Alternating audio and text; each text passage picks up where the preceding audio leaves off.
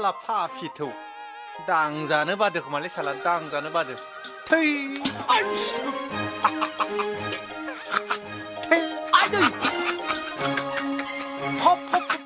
फाग्ला जाबाय नामाब्रा नोंलाय बे जाङिखौलाय मानो नुजाहोबाय थाखो बे जाङिखौ मानो नुजाबाय थाखो जा जाङिया दाम गोसानलै आंनिया ओंखायनो बयबो नुलांथों होननानै देखायबाय थायो आङो बै बाजार गेजेर गेजेर दिन्थिबाय थालै दाम गोसानि होनना दाम गोसानि बुस्थुखौलाय मा सिङाव खोबनानै दोनबाय थानोब्रा थेट लानांसिगोनलै बेसे सुबाय थानोब्रा लायाबा जाला हु ओइ दोन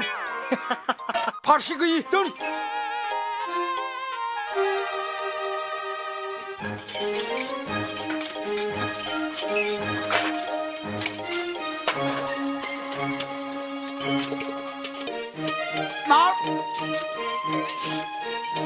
मानसि गुरुङा